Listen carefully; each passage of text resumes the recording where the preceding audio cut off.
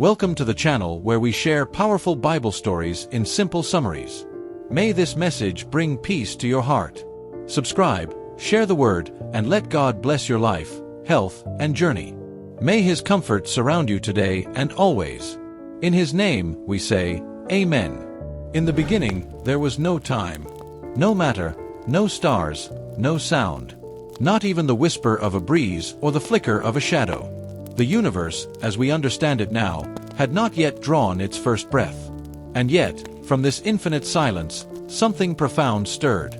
For those who embrace the biblical account in the book of Genesis, this moment was not random, not chaotic, it was intentional.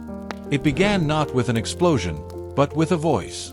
Let there be light. With those 4 words, uttered into an unformed void, the very essence of existence shifted. Light, pure and undefiled, burst forth across the deep, slicing through the vast, formless darkness. Not sunlight, there was no sun yet, but light itself, the principle of illumination, the concept of division between that which is hidden and that which can be seen. Light was the first canvas upon which all other creation would be painted. And the one who spoke saw that it was good. He then separated the light from the darkness, giving them names, day and night. Time, until then a concept with no bearing, found its first rhythm. This was the first day, not merely a cycle of hours, but a cosmic turning of a divine page. On the second day, He created a space to divide the waters.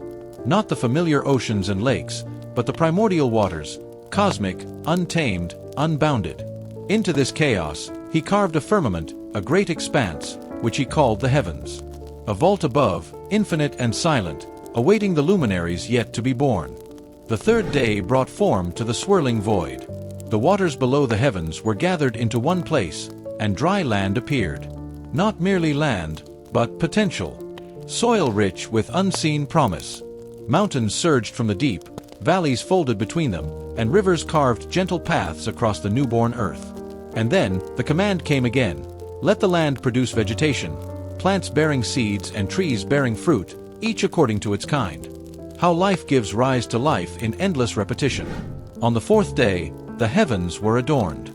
God set 2 great lights in the sky, the greater to govern the day, the lesser to govern the night.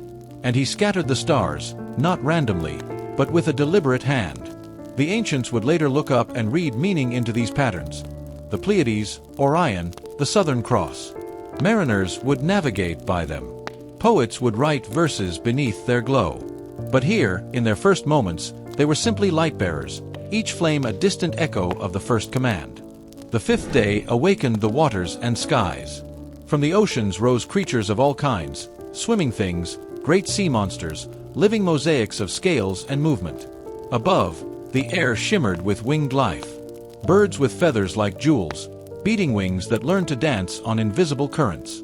The world echoed for the first time with the shrill calls of seabirds and the songs of small feathered things. Then came the 6th day. The earth brought forth animals, livestock, wild beasts, and all creeping things. Lions roared across savannas that had never known death. Elephants walked ancient paths that had only just been formed. But the crescendo of creation had not yet been reached. There was one last act, one final breath.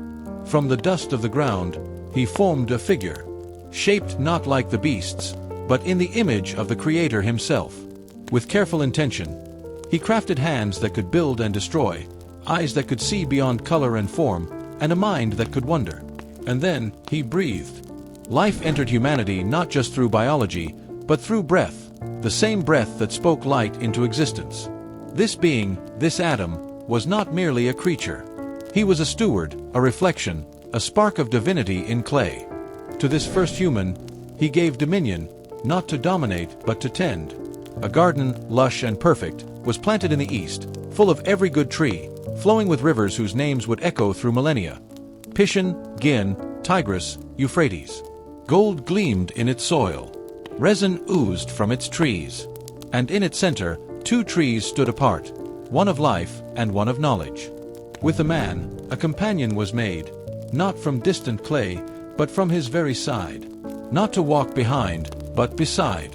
A unity, reflective of divine intent, and a bond that would echo through love songs and sacred vows across centuries. Then, on the 7th day, the work was done. not because the Creator had grown tired, but because the creation was complete. The rhythm of time had begun. And so he rested, not to withdraw, but to bless, to make the seventh day holy. A pause, a sacred breath between motion. Not because the Creator had grown tired, but because the creation was complete. The rhythm of time had begun. And so he rested, not to withdraw, but to bless, to make the seventh day holy. A pause, a sacred breath between motion. This was not merely the birth of the universe. It was the introduction of meaning, order, relationship, and purpose. A cosmos formed not by accident, but by design. But even as this perfect cosmos settled into its rhythm, light and darkness trading shifts, tides pulling in harmony with the heavens, trees dropping seed to soil, and birds singing to the sun, there was a mystery buried beneath the beauty. The Garden, Eden, was not merely a picturesque paradise. It was a place of encounter, of choice, of presence. Its design was deliberate. Rivers flowed through it, sustaining both its life and symbolism. In the east of this garden, humanity dwelled, not aimlessly, but with a charge. The man and the woman were to tend the garden and care for it. This was no idle life, no passive reward. It was stewardship, a divine partnership between Creator and creation. And in the center of Eden stood two trees.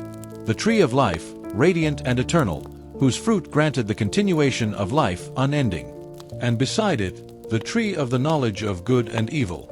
Its fruit was not poison, but perspective.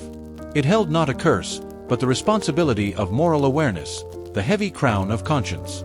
Here, in this space of perfection, choice was born. For love, to be true, must be chosen.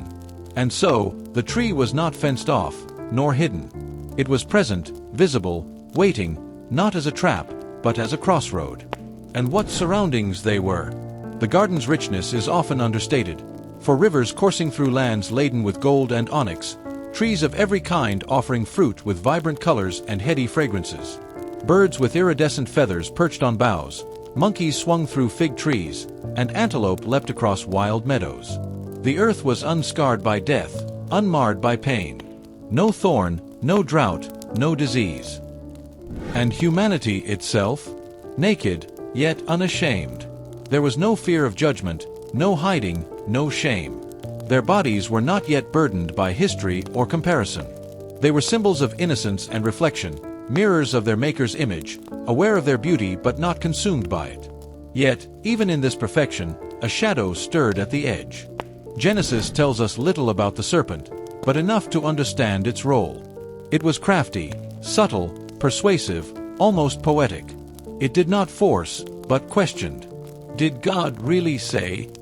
With that, doubt entered paradise. The serpent did not tempt with lust or power, but with knowledge. You will not surely die. For God knows that when you eat of it, your eyes will be opened, and you will be like God. This was the hinge upon which all of history would turn. For in the desire to be like God, they lost what made them most like Him, their innocence, their trust, their place in the unbroken communion. The woman took the fruit, ate, and shared it. Their eyes were opened, yes, but opened to shame, to vulnerability, to fear. They saw their nakedness and, for the first time, felt the need to cover. When God came walking in the garden, calling out, they hid. This moment is among the most heartbreaking in all sacred literature. The God who had sculpted stars and atoms, who had walked in friendship with His creation, now heard only rustling leaves and hurried footsteps. "Where are you?" He called, not because He did not know, but because He wanted them to know what they had become. When they emerged, clothed in fig leaves and excuses, the world shifted. The serpent was cursed to crawl, to be a symbol of deception and cunning. The woman, told she would bear life through pain. The man, that the ground would no longer yield easily to him. Thorns would sprout where once only fruit had grown. Sweat would now fall before harvest. And yet, even in this judgment, grace glimmered. God made garments of skin for them, clothing that required the first sacrifice, the first bloodshed, the first death in a world that had known none. It was a sign, though paradise was lost, they were not abandoned. The gate to the garden was closed, a flaming sword placed to guard the tree of life. For to eat from that tree now, in their fallen state, would not be a gift, but a curse without end. They were sent out, east of Eden. Dust-covered feet stepping into an unfamiliar world. Behind them, perfection. Ahead, toil, danger, death, but also love, story, generations, and redemption yet to come. From this beginning, all human history would unfurl, rivers of war and wonder, towers and temples, exodus and exile, kings and prophets, until another man, in another garden, would kneel and weep and begin the path to restore what was lost. Comment where you're watching from. If you'd like to see the continuation of the story, let us know in the comments. Don't forget to subscribe to the channel, share it with your friends and family, and may God bless you.